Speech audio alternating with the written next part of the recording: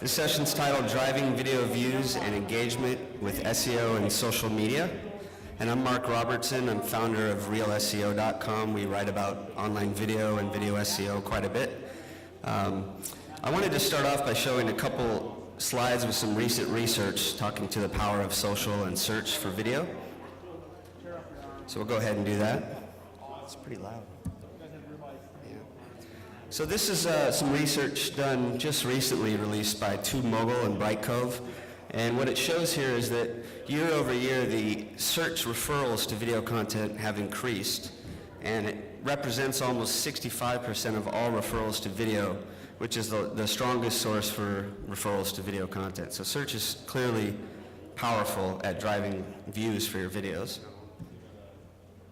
Not only that, but the length viewed per video from search referrals is increasing. And that really just speaks to, in my belief, the increase in relevancy, the fact that the video search engines are doing a better job of serving the right results to the right viewers. And across all the positions on a Google organic search result page, videos with thumbnails generate the highest click-through ratios of any result, which is great actually because click-through rates are monitored within search engine results pages. So if somebody clicks on your result, Google realizes that, and over time that listing will increase in ranking. And because video generates higher click-through ratios, that's just great for SEO. I wanted to show a quick video. This is Bruce Clay. He's a very well-known SEO expert, one of the first SEO experts out there, and he talks real briefly about the power of video. Let's hope the volume works here. Well, the real question is video and how we deal with video relative to SEO, which clearly is important to us and all of our clients. The portion of video we classify as one of something called an engagement object. It's elements you add to your website that are very engaging, causes the users to become involved with the website. An example of it was actually Google Universal Search. In Universal Search, based upon the interests on these multimedia components, Google would either insert images or insert video or insert books or blogs or news or maps. All of those are engaging for the end user. It's something to click on, something to see more about, something to hear. And in the case of video, we believe that as one of the more important engagement objects, Google has actually started to build it into the algorithm. To us, that means if your website has engagement objects on it, video or MP3 or any of the other items, news, blogs, etc., it is going to be received by the algorithm better, and your site will actually have an opportunity to rank better. So what he's saying is even beyond optimizing video for search, just the fact that you have video on your pages is going to help with SEO. So that's great news. Let's skip that.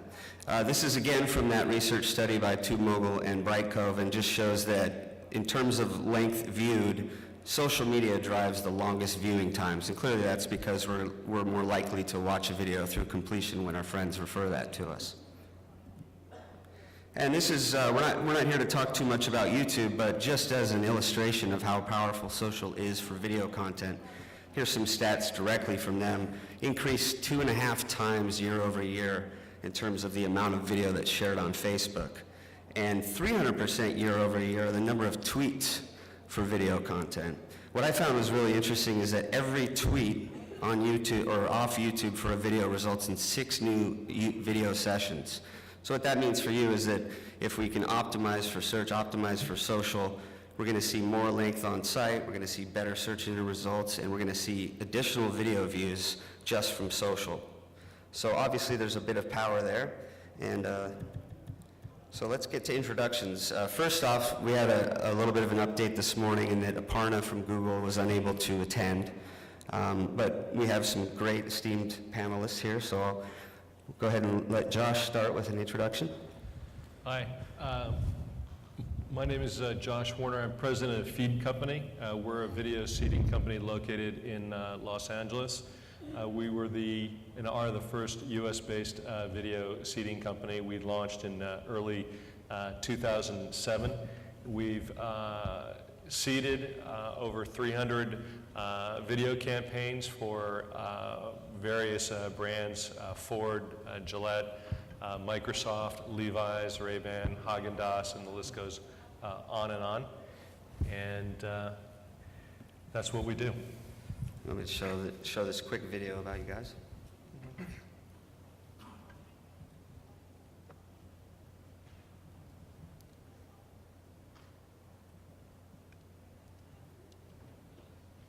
Audio should be coming up here.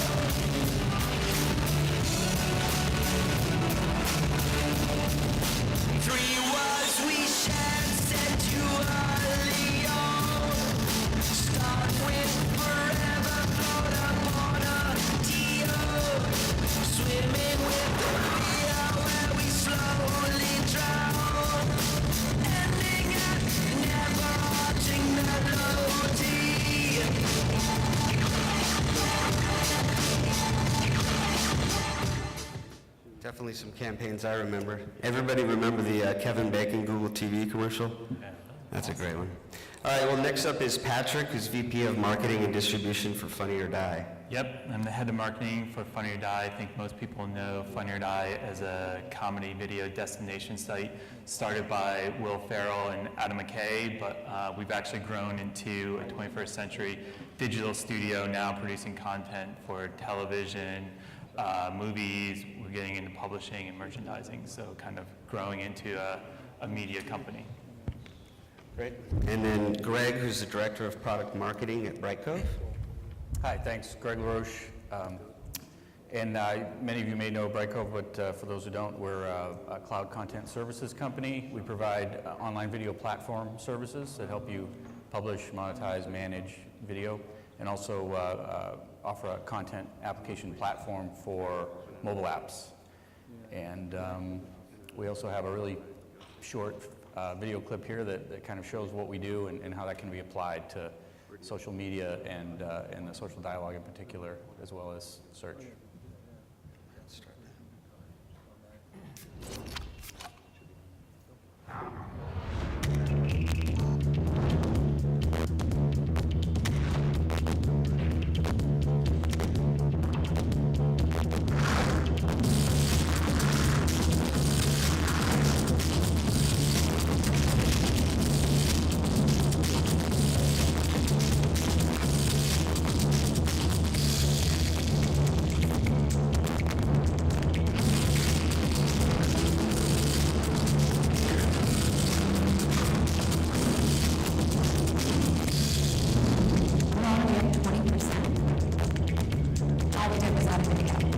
So what else can we do with video?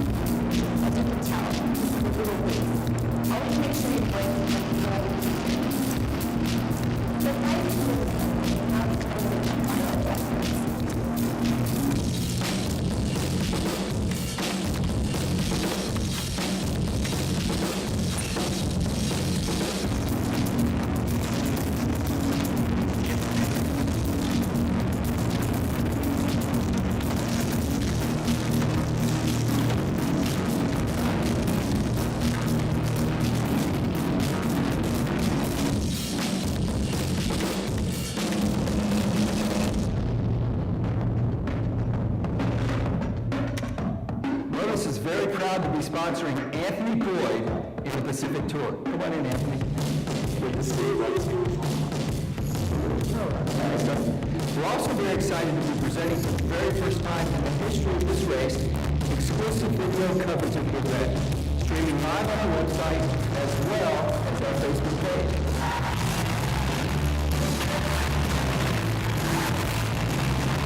State 4 has been particularly challenging for at least 10 of the riders.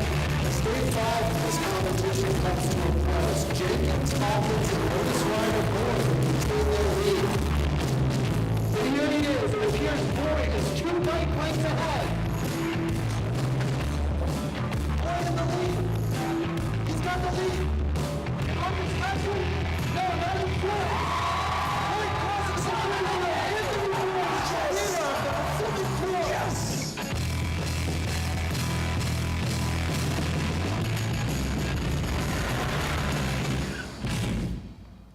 All right, well, let's go ahead and dive in here. That's a pretty nice video, by the way. Let's get back to the... All right, so I thought we'd start with search and SEO. I think there's some important differences to understand with regard to how video search works versus other searching text, et cetera. And maybe we could start with you, Greg. How does search differ when you're talking about video search versus text? Sure, and I think some of this is changing, as you were saying in your opening remarks, but I think in general, you know, the technology that is used to present a video experience is fundamentally different than text. So I think a lot of times the search engines have grappled with that. I think they're getting better at it, of course.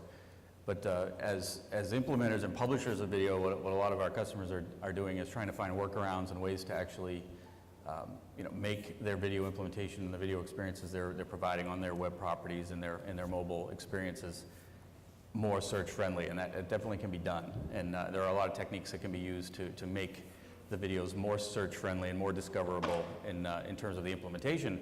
But again, the background to that is, well, we hope also at the same time the search engines themselves are getting smarter and better at finding and categorizing and ranking you know, video experiences also.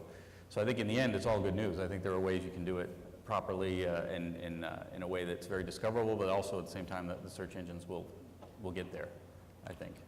And Patrick, what have you guys had to do differently for SEO in general versus, you know, optimizing and getting your videos in search? They have about 100,000 videos indexed in Google right now. Yeah, obviously we've always focused on optimizing our videos for search, and we've kind of grown up with Google as they've become better at crawling and categorizing our videos to be found. Just in the last year or so, we're starting to see more of our thumbnails pop up for search categories, which obviously helps us in our click-through rates in search. You know, in terms of what we do, I think it's really, you know, the basic stuff. We write really strong titles, keyword-rich, good description, good metadata. Our entire page is optimized for the Google crawler to come through. We make sure that it's easy to read and it makes sense. And then also, our players are all embeddable. So we made a decision early on that we were actually going to build our player from the ground up and not use someone else's technology. And that's really helped us out, because every time someone embeds our player, those are links back to our site, and we use anchor text to actually get the right kind of search back. So when we do a video with Justin Bieber, Perez Hilton embeds our video, there's a link back with anchor text that says, see more Justin Bieber content. Within 10 days, you know, we're showing up in search for video for Justin Bieber. Yeah, no, that's an incredible tip and strategy, is if you can, within your embed code, include a link back, you know, that every time someone embeds it, obviously there's a link, so that's important. What about you, Josh? I know you've done a lot of SEO, more in particular, I believe, correct me if I'm wrong, but for YouTube videos, but there's quite a bit of similarity. Yeah, that's right. Our focus is on YouTube, and we're taking video content that for major brand advertisers that's more entertainment than commercial. Brand advertisers aren't coming to a video seeding company to do pre-roll or post-roll.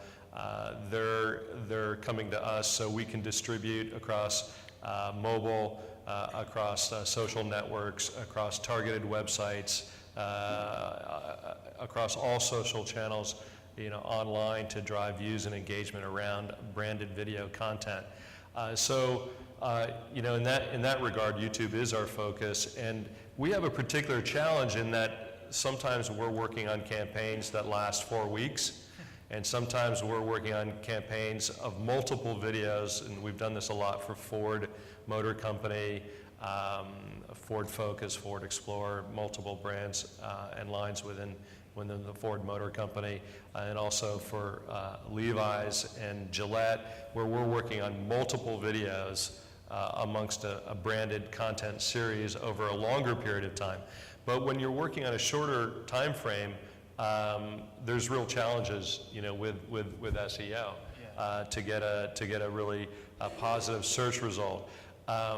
What Patrick is saying about the simple stuff, descriptive titles and tags and keyword rich is absolutely right. Sometimes it's the simple stuff that is the hardest to do, really, in getting it right. But one of the things that we always counsel our clients to look at is to make sure that you're actually describing what the video is about, and that there's a sense of transparency and honesty attached to that. Because earlier on, back in the day, and we've all had different days, like what time period that is, but back in the day there was a lot more tricks. You could kind of let's fool somebody to click on our video. Well, those days are gone, thankfully. And for example, for the Levi's video, we've been behind some of the biggest brand virals for Levi's. Guy backflips into jeans. That's the title. I mean, you saw the video, it's a guy backflipping into jeans. So you have to, a guy walks across America. Okay, that was a guy walking across America. So we call it like we see it. We title as if somebody is actually going to see this video, on Twitter, on Facebook, on a blog, hear about it from a friend, and he's on his iPad in a coffee shop, and he's like, oh, I want to search for that guy that walks across America. So that's descriptive and creative titling and tagging and packaging.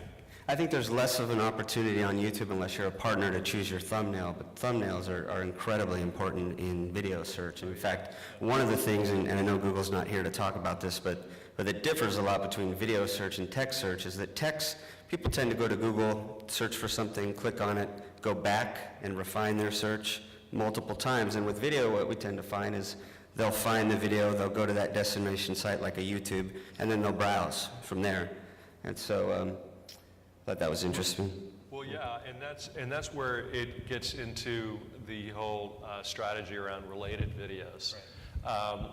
You really want to package for a good related video strategy. We had a client recently who, for whatever reason, they wanted to have SmackDown in their title because it was, the creative was kind of a faux viral of a robber a puppet thwarting a robber in a convenience store, and they wanted the whole term of SmackDown. Robber smacks, puppet smacks down a robber, and we were like, well, that might be a really descriptive title for print, for print or whatever, but you're going to have all these wrestling videos come up in related search, and it's not going to be that's the importance of related videos. You want to populate your search result on YouTube with related videos that are either linked to other videos that you've worked on within the campaign, so there's always a strategy around that, or related videos not related to your campaign but will give a good contextual impression. So there's lots of different strategies. Yeah. So Greg, I kind of touch on this with some research that you guys put out, but in terms of social versus search, what's the difference in terms of the audience and their behavior and viewing? Maybe you could elaborate a bit on that study. Yeah, I think the most telling statistic from that whole group is the length of engagement that's observed from videos that are referred through social media.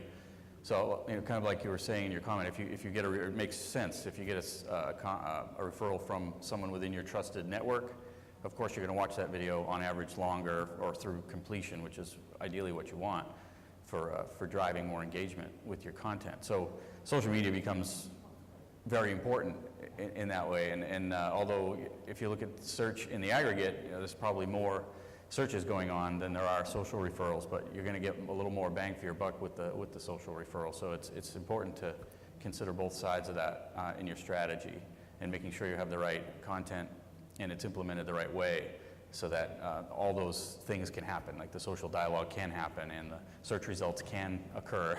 And and there's a lot of things to keep track. There's a lot of devil in the details kind of things to watch out for. But I think when it's well implemented, you can get some fantastic results and see that in real business outcomes, which is the important thing, right? Yeah, Patrick, I mean, you run a pretty large video library, video site, and so you get to track a lot of that's coming in. Do you see difference in audience behavior when they come in from social or search? Yeah, definitely. I think so from a search point of view, you have someone out there actively looking for a piece of content, right?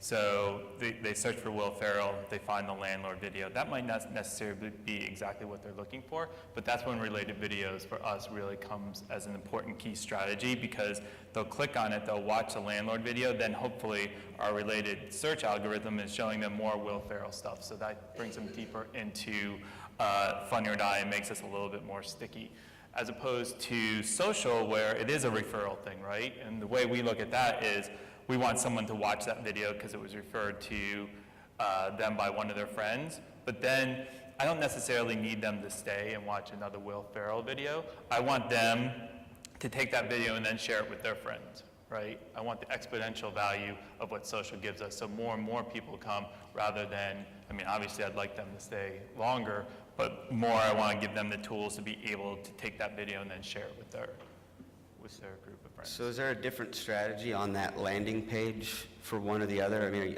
do you detect refers from one source or the other and sort of change the way that appears or functions? I wish we did. We're not that sophisticated, but I'm sure you guys have.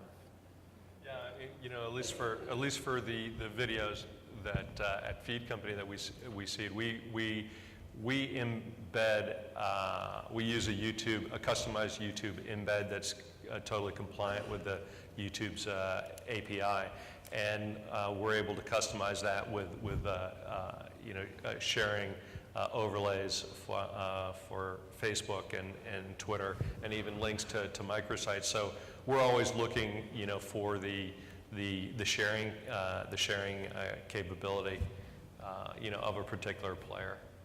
And for us, it's YouTube, just because blogs and users and targeted websites, and everybody's accepting of that player. They recognize it, they're comfortable with it, and that's why we're about social video. So we're using the most social player out there for us. Mm-hmm. Well, so you do a lot of paid seeding, and maybe it'd be worthwhile just briefly explaining that, but does that have an impact on search down the road or on social beyond once that engagement's done?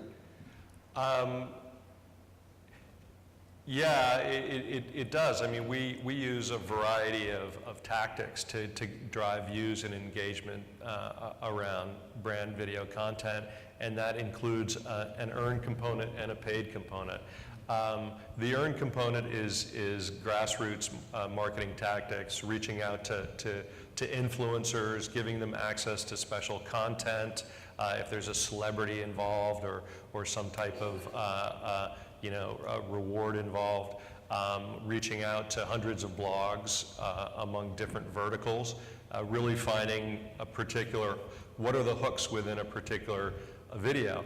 And we're known for working with the more creative agencies and brands, and they're really committed to coming up with content that users are interested in. But video seeding is all about choice. We started Feed Company because we believe users should have choice about which videos they watch. And that's why we don't do any force views. It's all user initiated. So you have to package, for us and for our clients, we have to package creatively and effectively.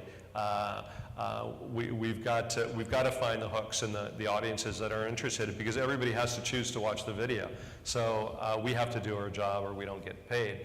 But there is a paid component to the majority of our campaigns, but the mix calibrates. When you get a bike hero, or when you get a Levi's rear view girls, where you're going to get a lot of earned views by getting it to the right blogs. That PR in that case is going to be it's going to be even a bigger piece than the syndicated piece. So you have an earned piece and a syndicated piece. Syndicated often is our base, where we're going out and we're getting a base level of secure placements among on different platforms, and we do that so the video is at a certain base level, and then we'll go out with the earned. Not then we go out. Often it's the same time, and often it's staggered. It varies on a campaign basis, but we use multiple tactics and we calibrate them based solely on the creative. If it's more engaging, less required on the paid side. Well, that's a good segue too. I know I'll ask Greg here to start, but in terms of content strategy, the types of video that you focus on for search versus social, do you see a big difference there? Is it one way or the other? Yeah, I think there's a couple of points in that question I'd think about, and one is the mix of content types and how you can drive either additional audiences or even additional quantity of content for folks to find and view. And that might include live events, for example, which we haven't talked about yet. But here you have the opportunity to bring something very timely and compelling to your audiences through your social media channels and your main web properties and other ways, affiliated sites, or however you want to distribute that live content. And and here you have something that's very timely and compelling and has a very short lifespan in most cases, but it's a great way to drive the social dialogue, and so it's a very particular type of content that works into your overall strategy. Then of course you want to have, in general terms, you'd want to have things that are kind of viral and edgy and fun, going out through your YouTube distribution or your less formal distributions, but also, if you're in the game to build brand and drive a business outcome through an internet experience with your users or your partners, and you really want to get them back to your site at some point and get them to watch more content there, and you want to make sure, there you have, related videos, of course, but also other things that are driving towards a wanted business outcome. So if you want someone to buy your product, or you want them to tell their friends about something, or you want to drive your message, tell your story, whatever reason you have for using video, you can lay that out in such a way, using different types for different purposes. So kind of back to the question, if you're doing really firing well on all cylinders, you've got video very appropriate for sharing and viral proliferation. You've also got video that's going to drive conversion somewhere else, and you've also got live events in your mix that are expanding your audience and stimulating a social dialogue. All that stuff working together is very powerful, and we have lots of customers that are doing that kind of stuff all together in a very synergistic way that really drives a tremendous amount of views and engagement for them on their main properties as well as on their outlying properties like YouTube and other sites. So. And are there any of your customers that are not, do they all distribute all of their video content in both ways? Are they trying to optimize every piece of video, or do they tend to focus on one particular type of content? I think it depends on the destination site it's intended for in a lot of cases. So, if you really want, if you want people to find you, or interact with your brand or your product, and you want to do that out in a very large audience site like a YouTube kind of destination, And you're gonna have a very specific kind of content for that. And that's not the same content you're gonna run on your main properties, right? There you're gonna run stuff that's much more heavily branded and more, driving towards the kind of outcome you want for the business. Where you may not be transacting business on YouTube, but it's a great way to reach a bunch of people and drive them back to your site where they can transact with you. And that's, that's a very common strategy we're seeing with a lot of e-commerce companies doing that. We also see a lot more companies, even in technology and a lot of other sectors, creating what we call a TV experience on their main web property, where their brand now becomes a layback TV consumption model where folks can hit their property and view all their content in a very kind of channel-centric way. They have different channels for different types of topics, and it's very searchable internally. And so you're kind of creating a mini environment for all of the video you want people to consume. That's been a very common and successful strategy for a lot of companies. So then again, the content you put there is going to be different than the stuff you're going to want to distribute more widely in other destinations. Yes, I mean, you brought up a good point, which is YouTube, and I should mention, if everyone doesn't know, it's the second largest search engine in the world. They have more search queries just for video content than Yahoo, about 1 billion more, and it's the second most visited social site. So it's sort of the best of both worlds. And Patrick, I'm kind of curious, with Funny or Die, do you guys have a different strategy in terms of what you put up on YouTube, or is it? Yeah, so for the longest time, we didn't have a YouTube strategy. We definitely took a walled garden approach for a number of reasons. One, we wanted to build the Funny or Die brand. We didn't want people to get confused that it's just another Will Ferrell YouTube video. And then also from a search perspective, we wanted to be, found in search. But after we felt like we've established the brand and we felt that we were actually a strong page rank and that we were showing up for enough search terms, we started our YouTube channel just because the audience is undeniable, and it was a great way to actually expose our brands to an even wider audience. But in terms of what we do to protect ourselves from YouTube, is we take a windowing strategy. So any video that goes on Funny or Die, it doesn't go on our YouTube channel for about 2 or 3 weeks, and then it only stays up there for probably 5 to 6 months, and then we pull it down. And then we don't put our really big videos, like The Landlord's not up there, any of the Between Two Ferns, because we don't ever want to compete with YouTube in the search results, because they'll beat us, Yeah, I mean, even though Google says they won't, but. well, for entertainment content, yeah, YouTube will beat you, but. Right.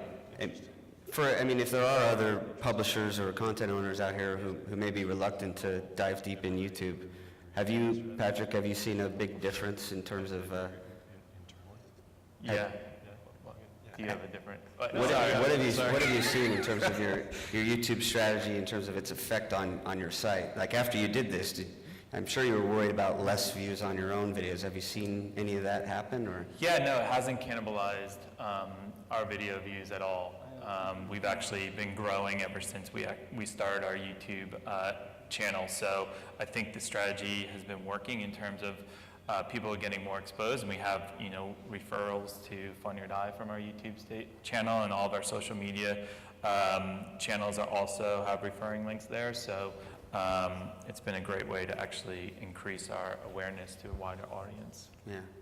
What about, and Greg, I'll start with you again. What about mobile? Is there a different strategy or different thoughts you need to put into optimizing video for mobile versus, your website? Well, I think for search, there's some important considerations.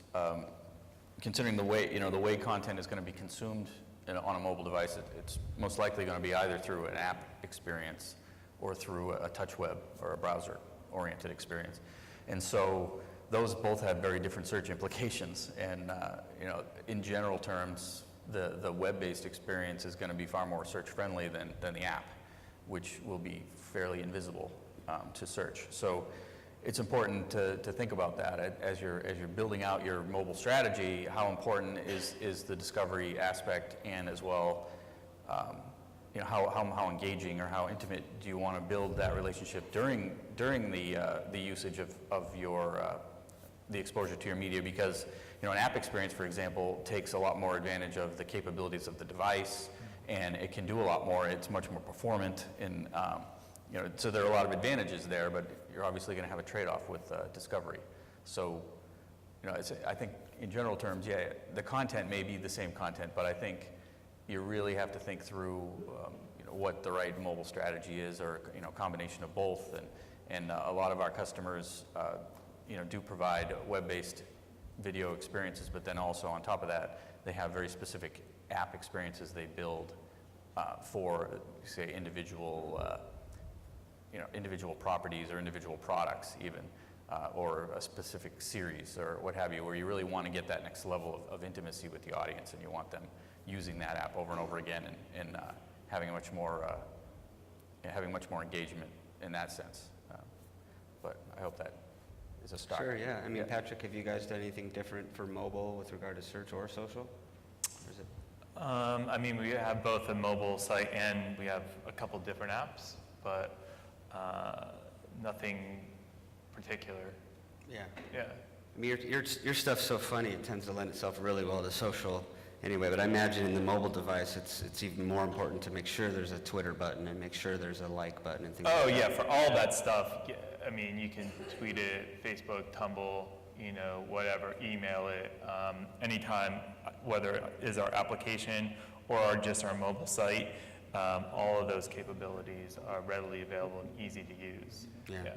And certainly at Feed Company with our campaigns and looking at the YouTube insight and analytics, as well as our own tracking and reporting, we're seeing a lot more views come in through mobile year over year. It's been steadily increasing, and we expect it to continue to increase if everybody in this room thinks about how often they use a mobile device and versus a computer. I take an iPad on trips now, and it's I imagine I could be fully mobile and untethered from the computer forever pretty soon. It's kind of my goal, but yeah, we see the same thing. I mean, since the beginning of this year especially, we've seen a rapid increase in views coming from mobile. So. Yeah. Well, I want to leave a lot of time for Q&A, and I certainly have more questions. We've got about 20 minutes left, so I thought it's just if you had one or two strategies or tips that you could give to the audience in terms of where they should start or what they should focus on most, what might that be?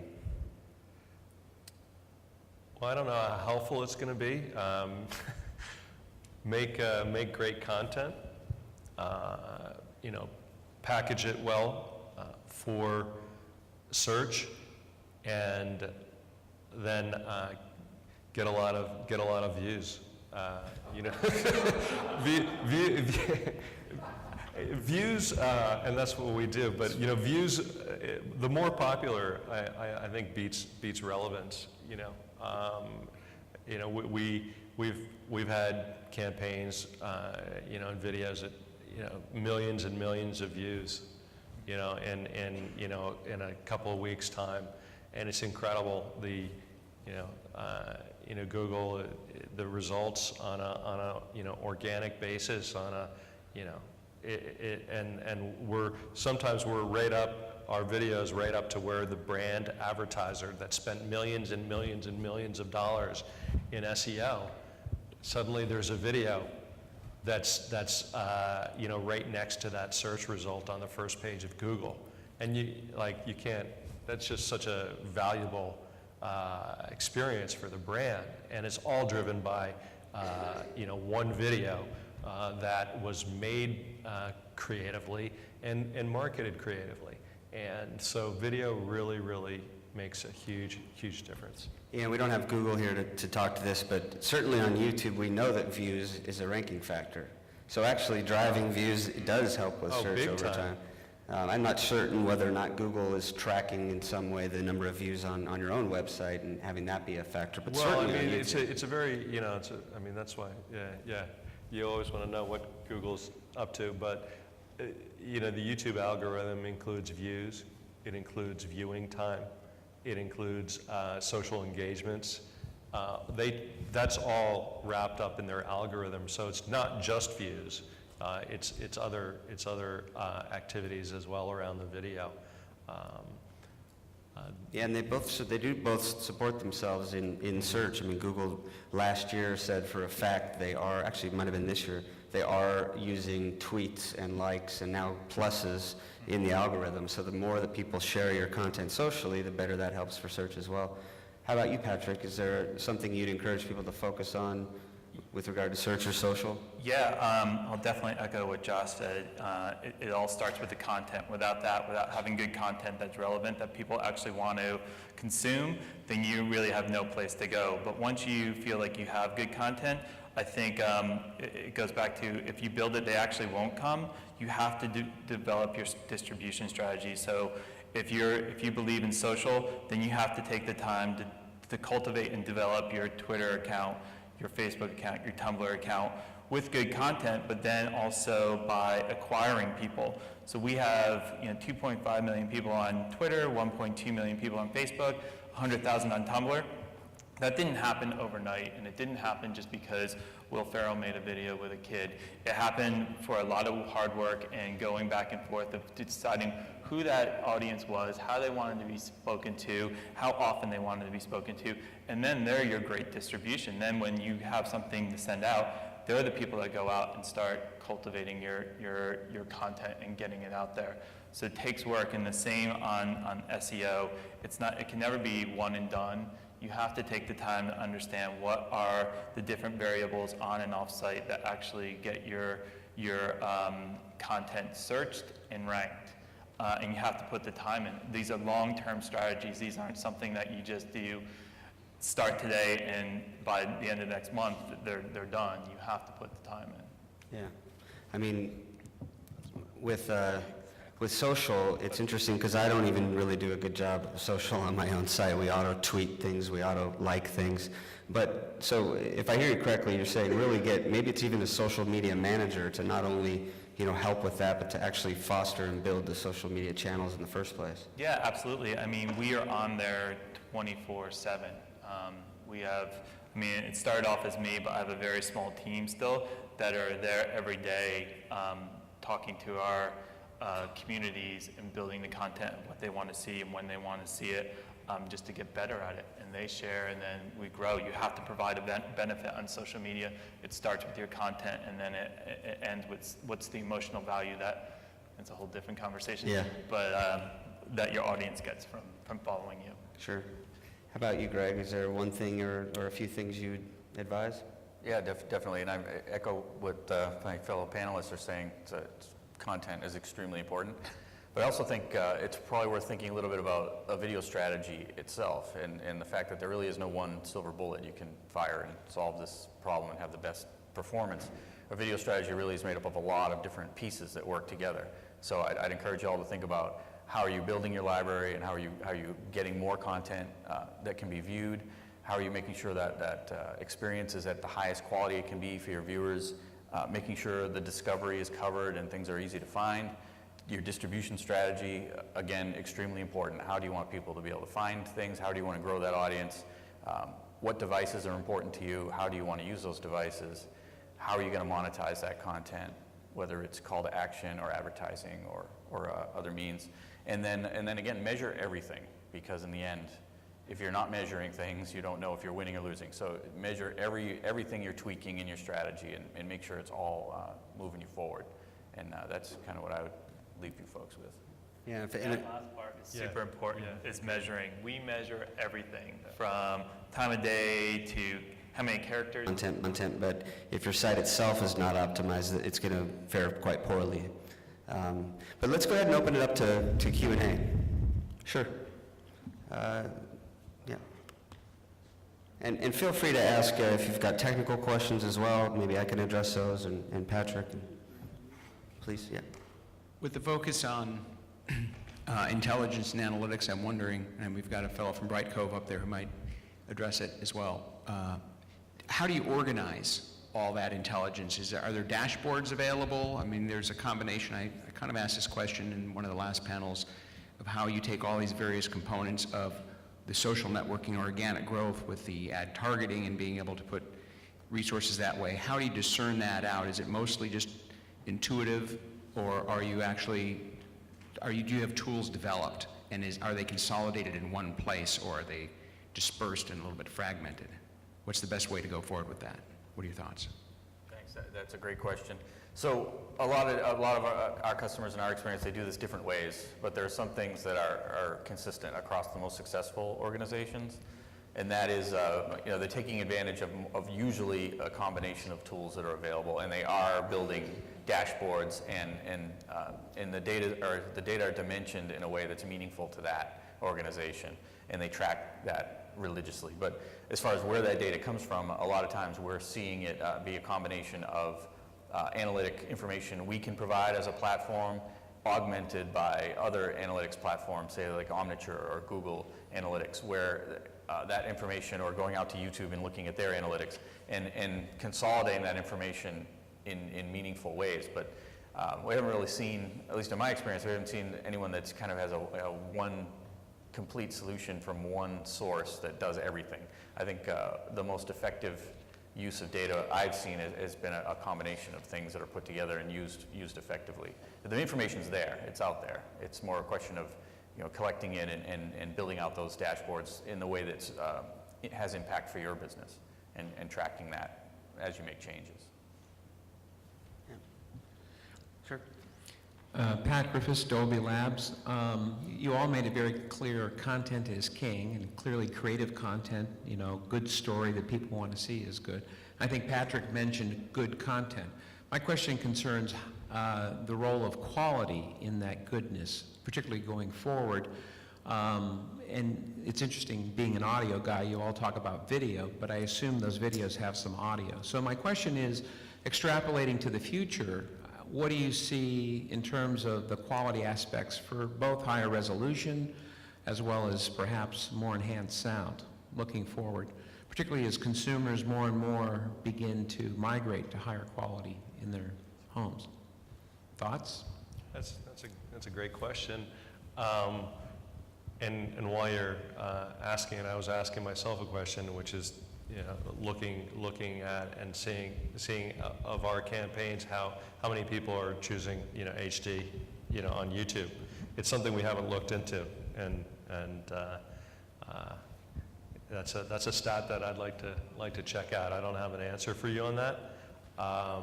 It seems to be really important to our clients. And they're obsessed about the quality, and sometimes I have to admit that we're not as much, because it's YouTube, and it's like the kind of content that we work with, as long as people are seeing it and the quality's okay, it's gonna work. But then you have certain types of creative that lends itself to, it needs to be more quality, and there's even distribution outlets like Vimeo, for example, is known as having a really quality output, and there's a certain type of campaign that might belong on certain different platforms that have a higher quality. Yeah, how about you, Patrick? Any thoughts on that? Yeah, I think it's definitely not close to a critical mass of people's expectations, in my opinion, towards it has to be in HD or the video has to be that way. I think their expectations are this is still the internet where kittens and boxes drive views. So people have those expectations. I think as more and more professional content providers get online, that might raise the bar a little bit, but I still, in my opinion, the majority of content consumed is user-generated, so that kind of still drives. Yeah, I don't have any data to support this, but I would imagine that with social video, it's probably not as important to the viewer that the video be high quality. I think audio is always important. There's a length dimension too. It's like the longer form content, obviously, is going to perform better if it's high def with superior sound and a very engaging player experience, where short clips can be consumed in a very snacking kind of way, it's a lot less important. to Yeah, have 'cause it. probably your expectations turn from online video to television, right? And there's a device dimension, to your point. So, whether you're watching on an iPad or a connected TV where you're going to expect a high-def experience, if you're connecting on your smartphone, it's a different expectation. Do you guys, Patrick, do you guys syndicate your videos to YouTube with the same quality that you have on your own website? Yeah, definitely. Yeah. Yep. Yeah, I mean, we still want them to have a good overall brand experience for Funny or Die. And the only thing that we do differently is we put pre-rolls on YouTube. We don't have pre-rolls on Funny or Die. Great. Yes?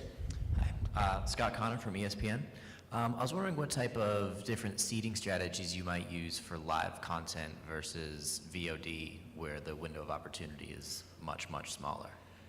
That's a great question. We don't deal with live content.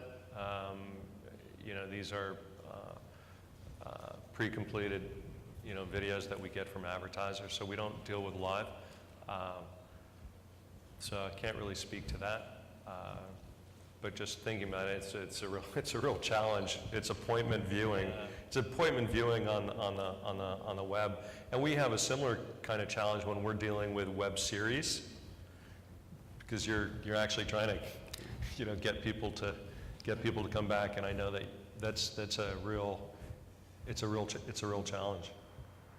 Do you guys see that? Not much of an answer, but that's. Yeah, either of you guys? Yeah, I think in terms of, we do see a tremendous amount of live events going on, and more every month. And so there's definitely a growing importance to live as being part of the video mix. Yeah, But, imagine with live, you gotta go out and get your placeholders, right? You gotta go out and get your distribution, your points of audiences that are really interested in what you have, and try to secure some launching pads that are repeatable, and then really work the social outreach aspect, and the PR editorial. I mean, yeah.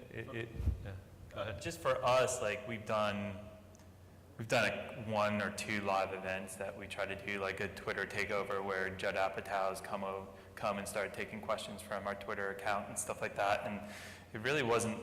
It was less of a seeding and more of an awareness strategy. So because we were trying to drive everyone to Funny or Die was the only place that you could watch it. So that's when we, leveraged all of our social media channels to let them know a couple days before that this was taking place, and then obviously a big push the morning of, and then when it went live. And then we also reached out to all of our bloggers that we felt this would be appropriate for their viewership, with like nice clean graphics that Judd's going to be here at this time, blah, blah, blah. Appointment viewership is really, really hard online because people are used to digesting content when and where they want. So I think it's about driving it to that event, but then also chapterizing that event later on and archiving it and then distributing that afterward. I think that's where you get the long tail. Yeah, I imagine from ESPN, do you know roughly what percentage of people are viewing the live content versus the archives? Really? Well, yeah, I guess that's sporting events. Yeah. You don't want to see it on archive. Sorry. Yeah, no one wants to see a sporting event that's over and they can Sure, you already know who recap. won, yeah. So the vast majority of our content is viewed live. Yeah, not the most brilliant question from me. What's ESPN live streaming? Is it just games and stuff? We have ESPN3, which is available from your ISP, which has more of a mostly niche sports, but it does have some simulcast from ESPN. But we also have the Watch ESPN product now, which is live streaming of ESPN, ESPN2, and ESPNU, and it's authenticated from your cable provider. So, trying to drive usage and awareness of, you can watch everything live on ESPN from your mobile device, from the web, but it's appointment viewing, and those are not available for replay, because the replay rights for the simulcast content is much more confusing than for some of the ESPN3 content we have. Sure. I mean, in relation to the question asked earlier, if you don't mind if I ask you another question, how do you drive those viewers that aren't aware that they can go and watch the live event? What's the best, I guess, marketing tactic you guys have used? For, what was it? Yeah, well, for the people that aren't aware that ESPN has this live content, how do you notify them about it? Is it just traditional marketing, or is it offline on television saying, go here? Or? Yeah, I mean, there's, every time ESPN ever advertises that this game is tonight, Sunday Night Baseball at 8, it also says streaming live on Watch ESPN. There's placeholders all over our website, but we're trying to get the people that aren't on our website. We've started reaching out to Facebook fan pages of teams that will be playing in a game tonight, trying to get them to know that, this game is available on ESPN3, tell all your fans. So, we're trying to find where these people are at that don't know that they have access to this content, because it's a big... Live player? Can you embed that player on another site at all? Not right now. No. Yeah, I wonder if that's an opportunity for Facebook, because if they've whitelisted players, you could have the player with the monetization in it. But great. Any other questions? Sure. Just curious how, if you got, for how you're acquiring new viewers. The fact that YouTube, well, I'm really loud now. The fact that YouTube is now the second largest search engine, does that play into, using YouTube? I like what you were saying about using YouTube, to acquire people for a period of time, but I'm curious how that affects anything that you're doing. I don't know if you guys, I'm not sure I understood the question entirely. People are starting in YouTube to do their search. Sure. Right. They're not going how to do you Google bring them back to do your their website? search. They're starting in YouTube to do their search. Sure. Yeah, for Funny or Die, we probably miss out on a lot of people that are going to YouTube and searching, I'll always just use Will Ferrell, because they'll find other things like Saturday Night Live stuff, and they'll never find too much, they'll find some of our videos on there, but again, we pull them off, so we probably miss out a lot on people discovering Funny or Die on YouTube, but I don't necessarily think that's a bad thing for Funny or Die. Yeah. I mean, I have a few clients that at first are kind of reluctant to put stuff on YouTube, either because of their fear of cannibalization within search results, or, we want them to come to our site, that's where we're monetizing this content. And I guess that's where various strategies can be involved. But the fact that YouTube is just so huge, to me, it seems a mistake not to be there, because there is a captive audience that isn't going to come to your website anyway. And so if there's some way to get exposure to them, whether it's just awareness of your brand, or whether you're even advertising against your own content, hey, watch this full episode on our site. Yeah, go where the audience is. Yeah. And it doesn't only have to be YouTube, wherever it is. No. Yeah, because That's what that's our mantra, which is you gotta go find the audience. You can't lay back. So whatever that means.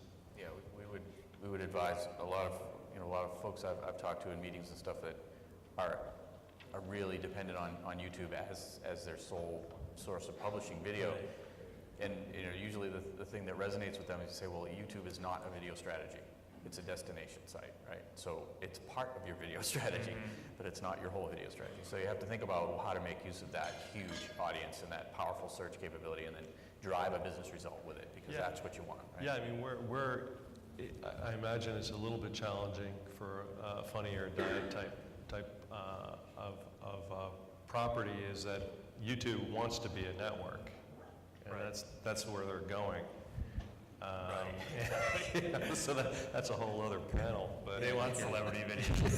they want celebrity videos, and I mean, the moves that they're making in public and behind the scenes are all pointing to they want to be, they're going to be making that switch pretty soon, I would imagine. One strategy I have seen that has worked for the particular client that I had, and I'm curious if you've thought of this, Patrick, or if you've done this, is they have their videos up there, but they're also advertising against related content, and in some cases competitors' content. So when those videos pop up, they'll have an ad on there that says, come watch these videos on our website, and I've seen some of that work. But I think they said we could go 5 minutes over, so we have time for one or two more questions. I think we got, This is Marco Parente from Nielsen. So there actually is an initiative, YouTube partner program, where they're trying to make that switch right now, where they will actually, they're sharing revenue, but also the data, the viewing activity on YouTube is actually being credited in Nielsen reports and Comscore reports. So it is, a potential strategy going forward where that viewing activity you will get on YouTube will be credited. You'll have your branding on your channel.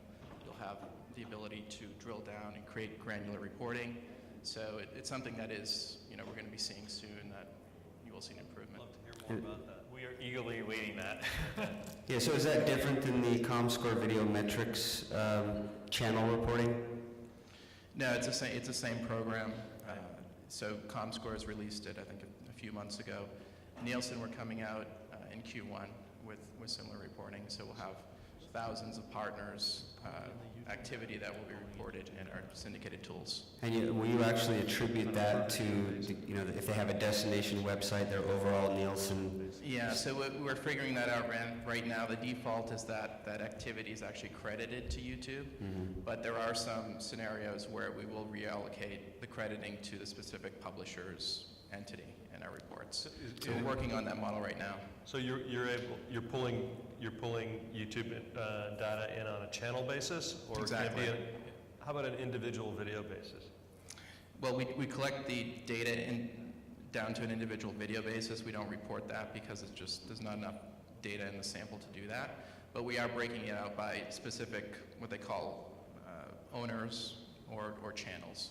So you could have, like an MTV channel, and then you have specific artist pages and break it out that granular. Are there any that are in the top channels report that are more reliant upon traffic to their own site, and now are seeing that YouTube's a big benefit to them, whereas maybe they were reluctant before? Or are they typically YouTube partner channels where the content's specifically designed for YouTube? It's actually the former. So I think YouTube has an initiative going forward to create original content in YouTube and use that same model.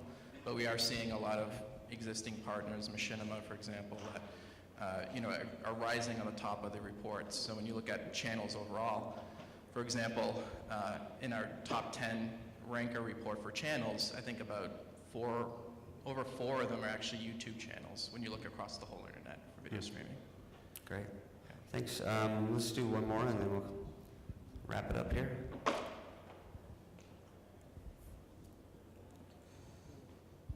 Hi, John Sorensen, Grace Creek Media. We're working on a big oral history video project for the web, and we're actually using Brightcove as our video player for the site. And our approach is to create an HTML5 site that's, rather than creating apps or mobile versions of the site, we're trying to create one site that plays on as many places as possible, as well as possible.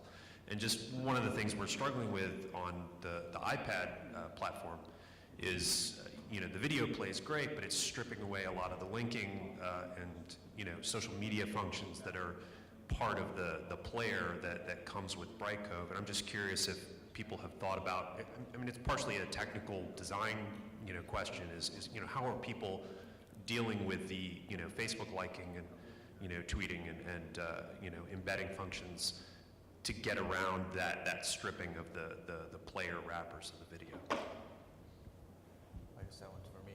Yeah, that's you. That's not for me. I'd make a couple of comments on that, and it's a great question, and it does capture a lot of kind of the current state of HTML5, I guess, is how I'd put it. And that's a technology that's changing and growing. It's probably, you could draw an analogy to where Flash was 5 years ago, and that's where HTML5 is now. And sooner or later, as that technology is more widely adopted and continues to be developed by vendors like us and others, you're going to see that get better. And we're already making strides in that area, especially in terms of advertising integration and some of the things you've seen from us in the past month or two in our HTML5 environment. And that's going to continue to get better and more advanced. I think, in the short term, the bad news is you kind of have to work around some of those limitations with development, and that's the short-term fix. But I think in the long term, we're going to move towards a world where HTML5 has complete parity to what we used to expect from, say, Flash environments, and that'll be great when we get there. Well, thank you all very much. We're about 5 minutes past, so thank you for attending. Yes.